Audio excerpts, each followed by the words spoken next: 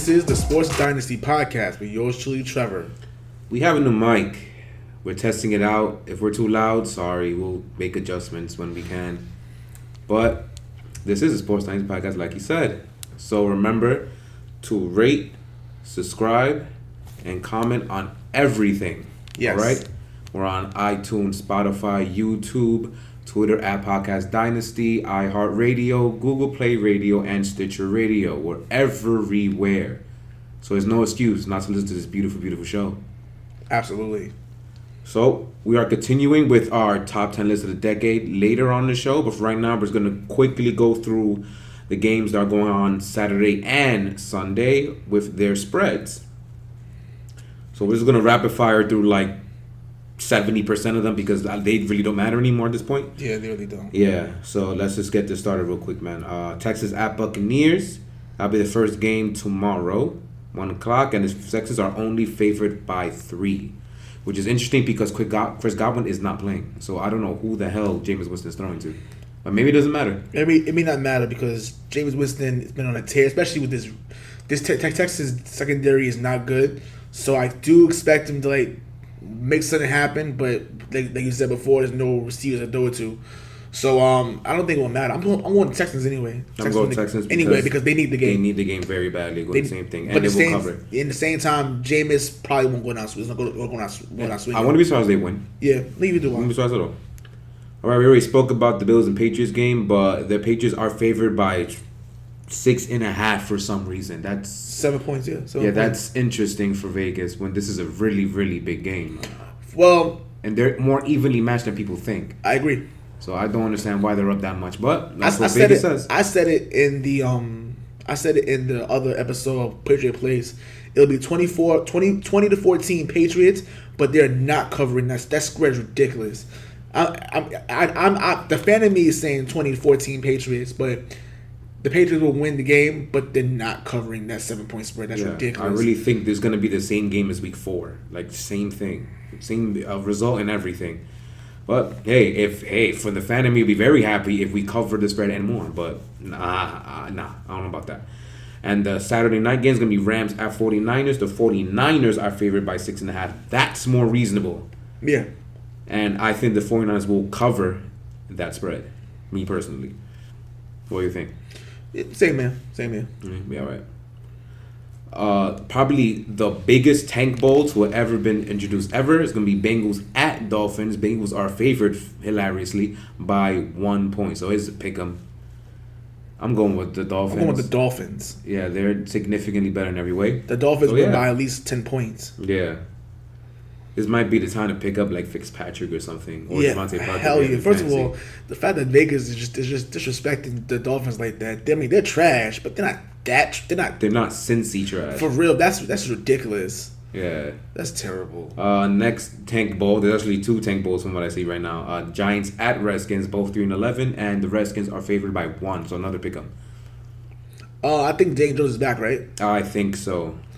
Because the way that they was doing it for Eli, they was like pretty much saying it. I think I'm still with the Redskins though. Oh yeah, I think maybe Dwayne Haskins has found a stride, maybe with Terry McLaurin, at least a relationship with Terry McLaurin. Since they went to school together apparently. Yeah. So I think that'll be a little bit that'll be enough, but I don't know. We'll see. True. Yeah, I'm gonna go with the Redskins as well. You're right, found a stride, and the Giants won that game against the Dolphins because I think they did it for Eli. I think it was like probably they probably said, we're gonna play for Eli. Fuck it, let's get it over with, and we can lose the rest of the games. We don't give a shit. Just as long as that's what I took it as. But Yeah. Jaguars at Falcons. Falcons is favored by a touchdown, and the Falcons will easily cover the spread. And I wouldn't be surprised if they beat the crap out of them. But I'm not counting on it. But I think they'll cover the spread. Yeah. Right. It's simple. Panthers at Colts. Colts are favored by 6.5. I'm going with the Panthers. Panthers because I don't know. Just no, why not? Right? Yeah. To me, the Colts already packed it in for the season anyway. They packed it in for the season. They both did. I'm gonna go with the Colts because I think Darius Leonard might have something to say to McCaffrey goat. Yeah. So we'll see. I'm gonna go with that, but I don't know about covering the spread. I'm not sure. 6.5. Yeah. I'm gonna go with no. I'm gonna go with a safe no. Ravens at Browns. Ravens are favored by 9.5. whatever happened the first meeting, that won't happen this time. The Ravens will obliterate them. Yeah.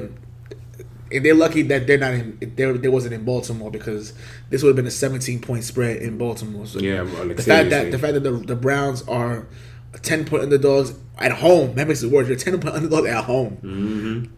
Yeah, go with the Ravens for the points and to win big. Definitely.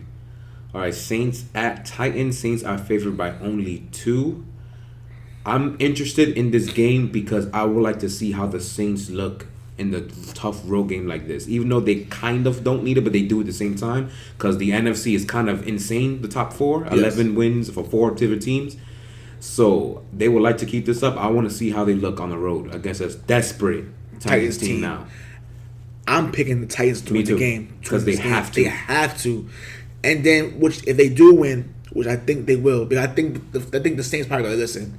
We're guaranteed a home game in the first round anyway, so yeah, they may want a first round bye, but it's like, you already played an advantage playing it in the Superdome. So anyway, they don't need it, but then they do. But the Titans, this is literally playoff game. Yeah, the next couple playoff of weeks. Start.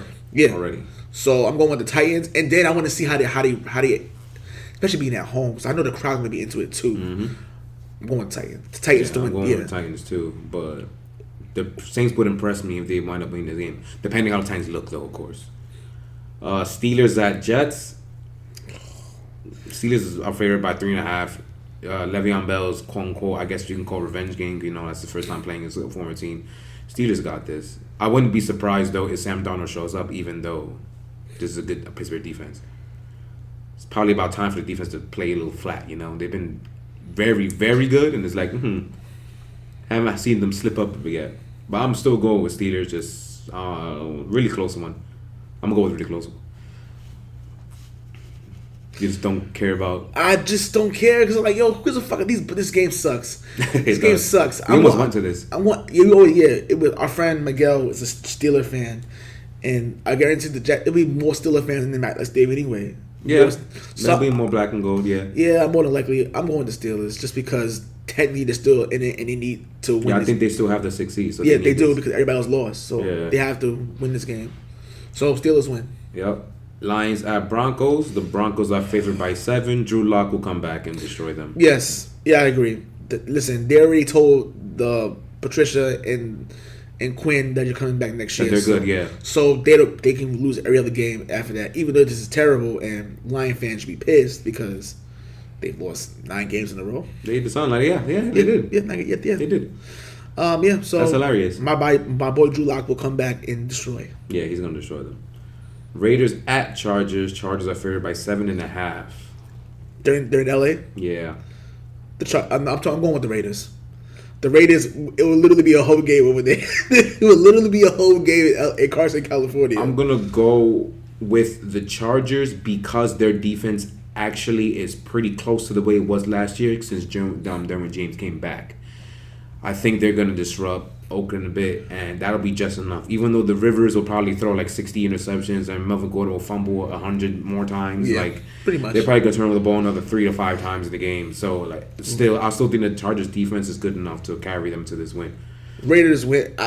Even though losing a heartbreaker last week, which pretty much kicked them out of the. Even though they're technically still alive, but in my heart, they're out. So they were done to me when Kansas City destroyed them. Yeah, you can say that too. But I'm going with the Raiders to win this game. Yeah, actually, probably not. Probably when the Jets destroyed them, they're probably out. But realistically, when Kansas City took them, I knew it. Okay, Cardinals at Seahawks. Seahawks are favored by 9.5. They are not covering that. Absolutely not. Where's it at? Where's the game? At Seattle. At Seattle. The Cardinals are known for playing them hard in Seattle. No matter what type of team they have. They will play the Seattle Seahawks hard every game. So there's 9 points. That's just not happening. Sorry. And the Seattle Seahawks offense, at times they get very stagnant or they'll play down the competition. Nah, I'm gonna Seahawks win this game because they want to keep the number 1 seed, which I think they're going to end up with the number 1 seed anyway. Depends on what happens next week. But let's get them out of here. But 9 points, that's too high. Nah. Seahawks win. Yeah. We're going to have a fun show next Tuesday. We're gonna do a couple things. Christmas Eve's episode 2. Yeah. Next game, I'm gonna skip this one because that's important-ish. Chiefs at Bears Sunday night. Chiefs are favored by 6. I would not be surprised if this is closer than anybody would imagine. I don't think the Chiefs will cover the spread. What was the spread? 6. I don't think so. No, I don't think I so. think the Bears are gonna play them very, very hard. Very hard. Just to say that, listen, we're gonna mess up your plans of trying to get a top seed in the AFC. As a New Englander, I hope to Jesus Bears win this game. I hope the Bears beat them too. But I mean, then again, that defense is. I mean, Terrell Suggs is on the Chiefs now, so it's like, who cares? Who cares? Like, people were trying to make this a big deal. Yeah, bro. Nah. Maybe if Terrell Suggs back in 2012, maybe then I'm like, oh, that's a big deal. It's 2019. He's old man. He's washed. No. They probably kind of going to use him like, how New England used James Harrison. Yeah. Probably use him like that, like sparingly. But it won't make no difference. Like 15 snaps maybe. Yeah, I don't think it makes much of a difference either. I don't even know. I forgot he was in the Cardinals. Yeah. The Chiefs will win this game though, but the Patriot fan in me hopes they lose, so we can at least. So then if they lose to Buffalo, it doesn't matter. That's what I want. Yeah. All right. 2 more scoring games. One of them is Cowboys at Eagles, battle of the NFC East. Winner is winning the NFC East. Literally. That's what this is. Literally. Well, technically, there's other scenarios about it too, but yeah, you're right. If the Cowboys win this game, they won. They literally won the NFC. Yeah, it's locked. It's locked because they have a tiebreaker 2-0 against them. The Eagles, if they win this game, they will have to beat the Giants next week in order to win the NFC East. Which I have a feeling that they may end up losing the game because the Giants next week anyway. Because it's the Eagles. Why not? So the winner of this game will technically win the NFC East. Maybe not. But the Cowboys have much to lose, basically. They have. Yeah. So I'm picking Dallas. Yeah, I'm picking Dallas too. Dallas need. And then, hey, when Dallas win go to the playoffs, that means another year of Jason Garrett. Oh, yeah. I kind of feel like it's already there. Yeah, Jason Garrett. But yeah, I think Cowboys going to win this game. It's not going to be the beating fest that we saw the first time they played, but I got Dallas definitely. That's insane. I wouldn't be surprised if Dak Prescott goes crazy because he for some reason didn't make the Pro Bowl. So I wonder if that's eating him. I mean, maybe it will show up because of that. I mean, Pro Bowl doesn't matter. Who cares? It's literally a popularity contest. It's literally an extra paycheck. Yeah, I mean, I guess. But whatever. I mean, he does with his $40 million though. Well, that's something you're going to have to deal with in this offseason. That's going to be a fun offseason. I can't wait for this show in the offseason. I'd be shocked if he gets close to. I would be surprised if he gets like. He's going to get 30. 30, but 40, he's bugging out. No, it's not possible. All right, now a really important game. Packers at Vikings Monday night. Vikings are favored by 5.5. This is a big one. Unfortunately, history shows that this is not going to help Kirk Cousins at all. Nope. Since he's never won a Monday night game before. So I gotta be honest with you. Yeah. I think the Packers are gonna blow them out in this game. I wouldn't be surprised. I think they're gonna blow them out the water. Why? Because Aaron Rodgers, your guy, you hate him, but I hate him a lot. Doesn't mean that he ain't nice. He loves moments like this, especially on primetime games, especially against his division rival. He just goes crazy to just destroy them. Like, yeah. I wouldn't be surprised. First of all, they should have blown out the Bears last week, but they didn't feel like it. They didn't feel like it anymore. It was like, whatever, we got the game in the bag, but that's neither here. But yeah, I think the Packers are going to destroy them, but it won't matter because the Vikings still have that number 6 seed on lock, depending on what happens. But no, I think they got on lock anyway. It really doesn't matter. But I think the Rams are right behind them too. I think so. The Rams are right behind lost last week, so that might be why. I'm not sure. We didn't look deeply into it. Yeah, the Rams. But since they technically are still in it, they're 8-6. They're right now. They're 8-6. They probably need a lot of help for them. A lot of help. So I don't know, but I'm going the Packers to win the game. Yeah, I'm going the Packers to win this game too. Kirk Cousins primetime Monday night. I don't know about that. And then, like I said, Aaron Rodgers loves to destroy his division. Like, I think he gets really happy when he does it too. So it smells like it. I have feelings gonna happen already. It smells like it. And it to be the last Monday night game in ESPN for the year. Might as well to bank. They had a couple of good games this year, but let this be the last game, be a complete blowout, and keep them moving. Packers may end up getting the number 2 seed anyway, so That's what I think is going to happen. We're going to have fun with that. That's probably one of the topics we're going to discuss next week. When we get rid of some of these games of B16, we'll make predictions on it and whatnot. Yeah. Well, but now it's time for our top 10 of the decade. And this one is going to be a fun one that I have personally had a lot of fun doing. And I can't, but first of all, when Juan had messaged me about this topic, I was just thinking about this shit before I said, I'm about to ask him to do this topic. He already read my mind. So the chemistry in this fucking podcast is amazing. Because y'all didn't know that already. Yeah, it was crazy, but this one is going to be the top 10 playoff chokes of all time, specifically playoffs. It's not gonna be because there's too many. Like, come on, bro. There's too many to call if it's gonna be just regular like chokes. I have like 68 written down. Like right now in front of me, I have like 23 different choke scenarios on playoffs alone written down. So I'm going to share them all at the end of the list. You're talking about for the decade? Yeah, for the decade, of course. Yeah. Okay. So I have my top 10 right here in front of me. We're gonna go with that. Who went first last time? I went first last time. Yeah, I did. No, I did. I remember now because you did way more research than me. So I had you do it second because yours was better. No. It was better though. It was really good. Your list was better than mine. Yeah, let me get everything ready so we can take a quick break real quick. This guy right here. We'll be right back, guys. We are back, guys. Now let's begin finally. Okay, this was actually very fun to do because it was really hilarious to me. So I'm going to go with number 10, right? Number 10 is the Jacksonville Jaguars blowing a big lead against the Patriots in the AFC Championship game. Funny because I have a story for this game too. It was years ago, we were watching the game in the bar and we was down. And I remember screaming at Marisol saying, "Oh, we're losing to the fucking baby Jaguars. Losing to the fucking baby Jaguars." I was pissed off. I was drunk. I was mad. And then we watched another bar, and the next thing you know, Tom Brady did his magic and ended up coming back to win the game. My problem was like, yo, why the hell y'all running the ball with Leonard Fournette? Why did you stop running the ball for Doug Marrone? Why did you stop running the ball, Doug Marrone? Like, really, like, you had the game in the bag and they just choked it away. Patriots ended up going to the Super Bowl against the Eagles in Super Bowl 52. And, the rest happened there.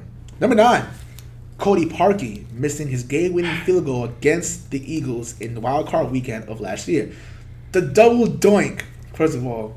It was a great game. I remember watching this game on my phone in the movie theater. While he was watching, I think it was, what movie he was watching? I think it was, I don't remember the movie it was. I remember watching the movie and watching the movie while everything. And it's so embarrassing. Like, Cody Parkey. Like, I thought he felt bad. What makes it worse is that he made the field goal kick, but they called timeout and he iced him. And it was like, oh shit. So he kicked it again. It was like, oh. It was funny how, and you could see, the kicker. And you could hear Al Michaels saying that it's impossible. How did he do that? What is it? Like, it was so funny. I'm like, oh, this is terrible. Number 8, Blair Walsh misses the game-winning field goal kick against the Seahawks in Wild Card Weekend. Excellent one. First of all, excellent one. This was the start of the memes, the Blair Walsh memes by Chisel Adonis on Facebook and YouTube. Because I'm like, come on, man, you were right there. You're literally like, it was like a 21-yard field goal kick. You were literally right there. I'm like, yo, It was bleeding cold that day, though. Doesn't matter. It was crazy. It doesn't cold. matter. It was just bleeding saying. cold. I'm not giving him an excuse. I'm just giving people context. Say if they want to give him an excuse, they can do that. But he choked, and it was hilarious. Even though the Vikings outplayed Seattle that game, they should have won that game. Literally, it was like, come on, man. Like, and then, how do you lose like that? And then my thing was like, you're home. You got the crowd thinking they're gonna go to the divisional round, and then you stole it from them. Like, oh, you stole it from them. You suck, Blair Walsh. It was terrible. I thought it was hilarious. Number 7, the Baltimore Ravens in the 2011 AFC Championship game against the Patriots. Lee Daniels drops the go-ahead touchdown pass in the end zone. And people were saying, oh, he pass interference. No, he dropped the ball. It's terrible. Pass interference? What? Some people say it was pass interference. Like, he didn't even touch him. I'm like, he hit the ball out. This is what I'm talking about. Like, yo, like, really? Like, he dropped the ball. You're like, retarded. He didn't have it. And then, of course, Billy Cundiff misses the field goal that would have sent the game to overtime. The Patriots ended up going to Super Bowl 46. After the kick, Billy Cundiff was cut, and his career has never been the same ever since. And they drafted the GOAT. And they drafted the GOAT, Justin Tucker. Number 6, the Seattle Seahawks in Super Bowl 49. They blew a 10-point lead against the Patriots with a chance to win the game at the 1-yard line. Instead of running the ball with beast mode, Pete Carroll elects to throw the pass, and it was intercepted by Malcolm Butler. And the rest is history, and the Patriots won their 4th Super Bowl. After a 10-year drought. Yeah, I bet you fake-ass fans didn't know about that. Now, did y'all? Number 5. Juan, y'all love this. The Packers blowing a 19-7 lead in the 4th quarter versus the Seahawks in the 2014 NFC Championship game. It's too low for my taste, but it's fine. Oh, it's number 5? Because I have other things worse than that. But it's not worse to me, but it's fine. Of course. But at least aren't the same, though. So yeah. Had it there. We could have had a Brady Rodgers Super Bowl. But of course, your boy choked. Like he always does in the playoffs. He can't finish games. The Seahawks won that game in overtime, and the rest is history. I mentioned that already. Number 4, the Chiefs blowing an 18-point lead to the Titans in Wild Card Weekend. 21-3. Andy Reid, how the hell do you allow Marcus Mariota of all people to come from behind, beat y'all? And it's like, first of all, mind you, this is the year y'all was 9-0. 9-0. You lost 5 of the last 7 games. And you're like, oh, the Chiefs, watch out for the Chiefs. Watch out for the Chiefs. That's what everybody was saying. Watch out for the Chiefs. Next thing you know, get bumped through the divisional round in the wild card round, first round. Get up out of here. Andy Reid can't finish nothing either. But except food. That was horrible. Number 3, the Cincinnati Bengals. When the Bengals have a defensive penalty, receiver penalty by Vontaze Burfict to give the Steelers the win, 18-16 win. First of all, you had it. You would have gotten Marvin Lewis's first playoff win as a Bengal. You almost had it, and then crazy ass Vontaze Burfict goes headhunting, and then it gives Antonio Brown CTE, which may be the reason why Antonio Brown is as insane as he is. Yes, had it. Y'all had it. Y'all had them. Like who does that? And then the whole fight broke out and everything. Blah blah blah. It's like, damn, yeah, old ass Joey Porter trying to square up people. I'm like, yo, what are you doing, Joey Porter? Yeah, just sit your ass down. Right. I'm like, that was horrible. Like, and mind you, this is in Cincinnati. Like, how you just do that to your fans? Bengals fans deserve better. Number 2, Andy Reid again. The Chiefs blowing a 28-point lead to the Colts in Wild Card Weekend, 2013. My goodness gracious. How do you do that? You're up 38-10 late in the 3rd quarter. How? How did you do this, Andy Reid? This is where your punk ass got fucking deleted from Philadelphia because of bullshit like this. Deleted, I'm dead. I did. Shout out to Matt Hardy. Ridiculous. Like, first of all, Andrew Luck was looking crazy in there, busting everyone's ass. Like you'd be like, oh, they'd be like, oh, well, we got the new Peyton Manning here, we got the future here, and he comes back like this, one of his best playoff games ever. Andy, we got to do better, man. Which I expect you to do something stupid again in history. But that's number 2. And obviously number 1, we already know what number 1 is. Yeah, it's unanimous. It's unanimous. The unanimous number 1 is the Atlanta Falcons blowing 28-3 lead against the Patriots in Super Bowl 51. That's all that needs to be said. That's all that needs to be said. Everyone knows what Everyone happened. knows what happened. Everyone knows what happened. I haven't had, oh man, that was great. The Patriot fan of me loved every minute of it. Well, the last couple of minutes of the game, because the other games were hard to watch. But yeah, it was so bittersweet. And then had bum-ass Joe Buck saying, he said, pass it to White, and he's in! Patriots win the Super Bowl! Brady wins his 5th! What a comeback! That gives me goosebumps every time I hear it. Mind you, but Joe Buck has no type of emotion, but in this game he did. And I'm like, that was crazy. But that's my top 10 list of the biggest chokes of all time in the decade. Okay, it's my turn now. And for once, we're not exactly the same. Finally. Thank goodness. Jesus, because that was, I'm not going to lie, even though it probably should have been expected, it was a little annoying. Trying to make this, different. Well, I have 3 honorable mentions because there's too many fun ones to talk about. Okay. And Trevor said 2 out of 3. So the third one I have is Steelers at Broncos 2015. Broncos. No, that's different. Later, my bad. 2015 Steelers at Broncos. Now, the reason why this is on the list in my honorable mention is because of that fourth quarter. The score was, I believe, 13-10 going into the fourth quarter. Steelers winning. Man, this is without Antonio Brown. The Steelers, and without Le'Veon Bell. The Steelers had their backup, Fitzgerald Toussaint. I don't remember that bum. Yeah, well, when he decided to 10 minutes left of the fourth quarter, decided to fumble the ball out of nowhere, because that's what the Broncos did. They always forced plays when they needed them that year. And the Broncos, remember, this is anemic Peyton Manning we're talking about, who could not throw the ball past 4 yards, was able to waste 7 minutes off that clock and scored the go-ahead touchdown to C.J. Anderson to win that football game. Mind you, one of those conversions was a 3rd and long, a 31-yard pass to Benny Fowler. If anybody remembers who the hell that is. Benny Fowler? That was one of the conversions to continue that 7-minute drive. If that's not a choke, I don't know what is from that Steelers defense. But there you go. Number 2, Trevor already said it, is the 2017 wildcard round, Titans at Chiefs. When you allow a quarterback to catch his own touchdown pass, you know you're in for trouble. Remember that. That was Marcus Mariota's first touchdown in the playoffs, and probably only. And the first honorable mentions is going to be last year's Super Bowl. Brandon Cooks dropped 2 touchdown passes. Even though the first one, I give 50-50, because Goff was very late on that pass, and Jason McCourty ran across the world to hit the ball out, but he still should have caught that ball. And the really, really bad touchdown pass he dropped later on when he had a step on, I don't remember if it was Gilmore on him. It was Gilmore. Had a step on him, and it just went through his hands. I don't understand why he dropped that. Which I believe, did that lead to Tom Brady's touchdown? Yeah. Well, Tom Brady's pass to Gronkowski for the touchdown. That's a joke. And then the interception when they went 0 blitz.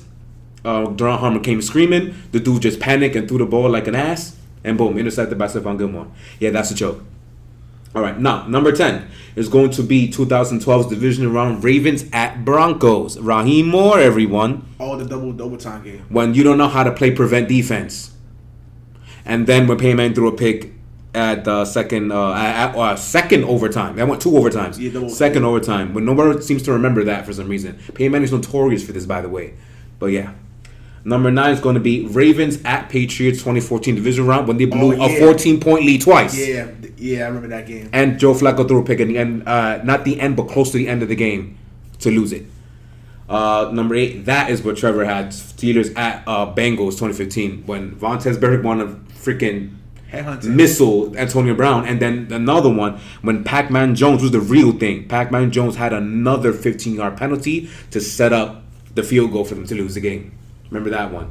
2011's NFC Championship game, Giants at San Francisco 49ers. That's my number 7. How do you fumble the ball? Ted Ginn was the original returner for that San Francisco team, and he was injured in that game. Then their backup fumbled 2 punts for them to lose the game against the Giants. I would have took him out of the game after the first when punt. That scary-ass San Francisco team was destined pretty much to win that Super Bowl, because I don't know if the Patriots were beating them because that defense was very scary. I don't think they were beating them. I don't know. But that... wow. Number 6, Chiefs at Indy when you're down 38-10 and you give that up. Andy Reid, guys. Shout it out to Andy Reid, man. Andy Reid, guys. All right, number 5, the 2011 AFC Championship game, like Trevor said. Ravens at... Patriots, there you go, yeah. And that's crazy because that's 2 games where the Ravens could have actually went to Foxborough and beat them. Like, they were really in Foxborough to beat them. Mm-hmm. Who would have said, who would have thought that Joe Flacco went into Foxborough 3 times in his career. And would have been 3-0. 3-0 against Patriots in Foxborough. That would have been crazy. Jesus Christ. Number 4, the 2018 AFC Championship game. Yeah, that's pretty high. Why? 2 reasons. D Ford went offsides to negate a Tom Brady interception that would have pretty much sealed the game.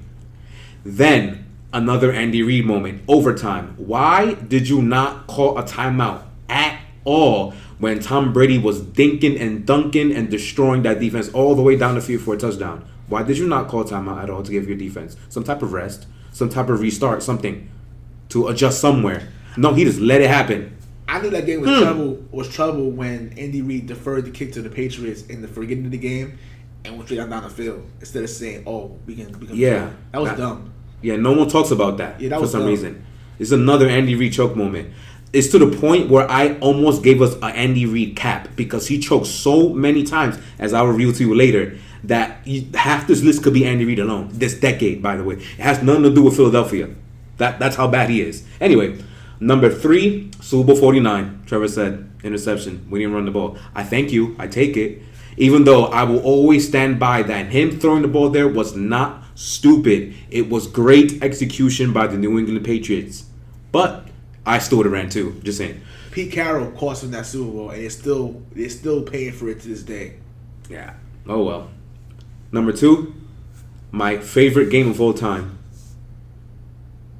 Packers at Seattle, 2014 AFC Championship game. 4 interceptions against Russell Wilson. You only put up 19 points against a guy who broke his arm midway through the game. And I believe Earl Thomas separated his shoulder too. I'm 95% sure that was what happened during the game. And you still don't move the ball down the field. You only put up 19. You allow Russell Wilson to come back. So then you are able to get the field goal to force overtime. And then everybody wants to blame the defense. They got 4 interceptions. Like, what more do you want from them? Come on now. That was 1,000% Aaron Rodgers and Mike McCarthy because he went super conservative. He played like a bitch. He coached like a bitch. It's true. He really did. But still, Aaron Rodgers, come on, dog. Deadass? When you're the MVP of that season. Hello. And number 1, obviously, is Super Bowl 51. 28-3, come on. And I will say that as a Patriots fan, there was not one time I was scared at all during that beating. I was sitting there very calm, looking. I'm like, yeah, Brady doesn't get blown out. Especially in the playoffs. That only happened one time from what I remember. Yeah, that's not, nah.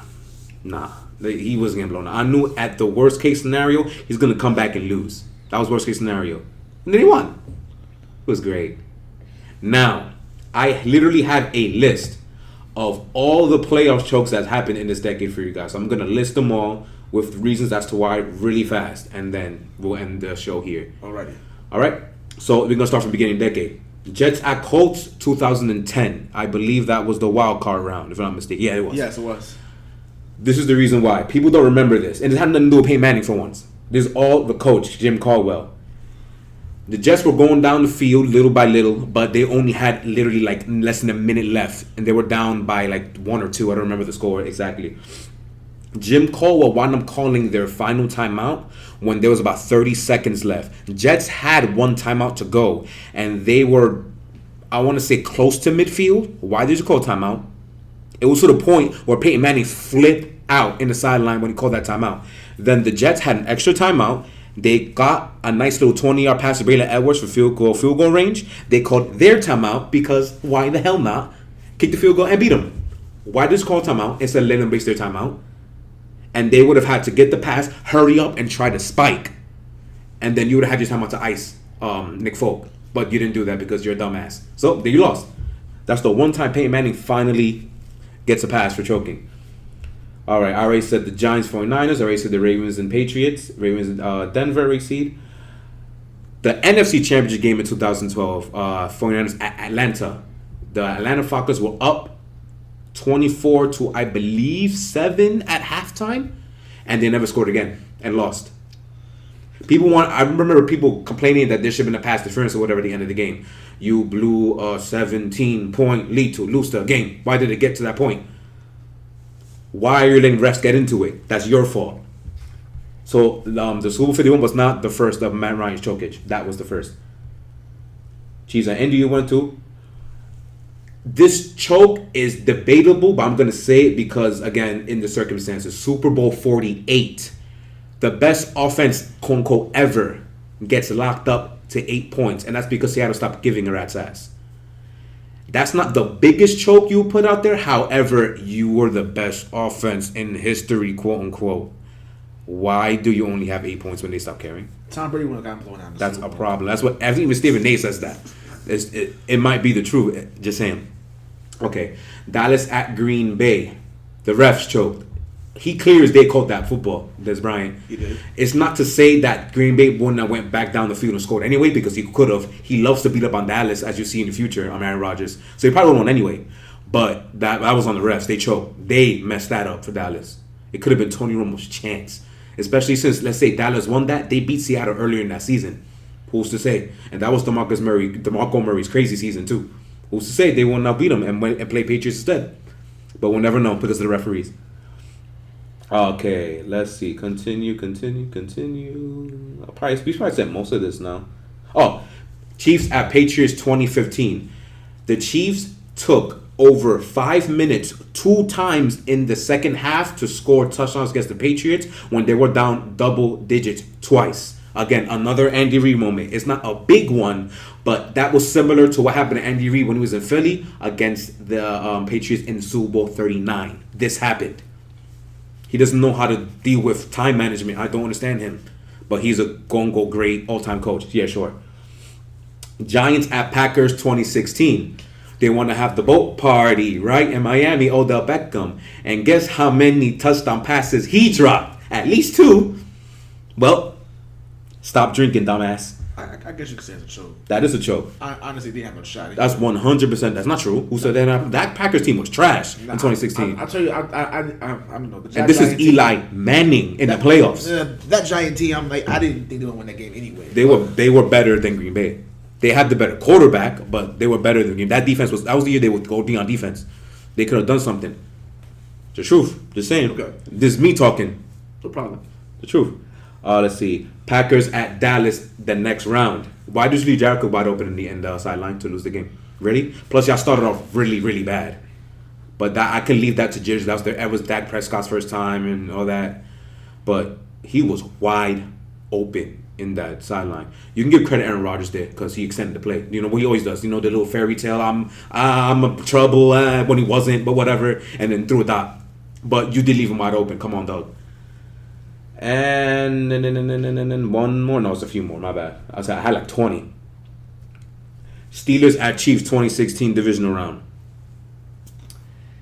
Holding call in a 2-point conversion to lose a game in which the other team did not score a touchdown. Another Andy Reid moment.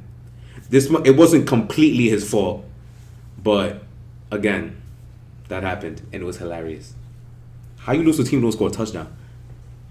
I have no clue. Yeah. Only Andy Reid could do that shit. Yeah. More. Now, it just went longer than I thought, my bad. Falcons at Eagles 2017. Julio Jones dropped the game-winning touchdown pass when he was open. Yeah, they hit his hands and flipped out. There was a really big chance Eagles will never have Super Bowl right now. Wasn't for that. Saints at Vikings 2017. Minnesota Miracle. Learn how to tackle. Marcus Williams. Yeah. That's what I gotta say about that. Jaguars at Patriots 2017. This is like what Trevor said earlier, except also there was kind of ref bowl because they did strip Deion Lewis and should have returned that for a touchdown. Just saying. But the rest pulled back because they loved the Patriots that year. I'll take it, thanks. You're welcome. Also, I don't understand how you allow a 3rd and 18 conversion early in the fourth quarter to Amendola. That was pretty bad when they were up 20-10. Okay, what else we got? Seattle at Dallas last year. I'm going to tell you why this is a choke. Why did Russell Wilson only throw like 20 times in that game when they locked up the run all game? That was on Pete Carroll. Idiot. Rams at Saints NFC Championship game. Everybody knows that's the ref game. And they did choke. However, Sean Payton. I've said that in the podcast, the last episode. He was terrible with his clock management in that game. And in overtime, was like, yo, what are you doing? That was on him. That was on him. It should have never got to that point. It shouldn't. So that was on Sean Payton. And I said that during the game before the pass interference. I'm like, yo, what the fuck are you doing? They had the audacity to complain to the committee talking about, oh, we do challenges. And this is why they screw you every year this year with challenges. They're like, they're not messing with you, buddy. Yep. Well, it's your fault. That was all the chokes, at least from what my research told me in this entire decade. That's a lot of them. So, and why is at least 20 to 25% of them Andy Reid. But anyway, that's going to be all for today, guys. I already told you at the beginning of the podcast. However, I'm going to say it again because you have to do it by now. Just rate, subscribe, and comment. Correct. Talk to us. Let us know. We're on Twitter. We got Podcast Dynasty. We on like 1,000 different freaking networks at this point. iHeartradio, Spotify, iTunes, Stitcher, freaking Google Play Radio. And that's all going to be it because I already see this man ready to start talking about the P word.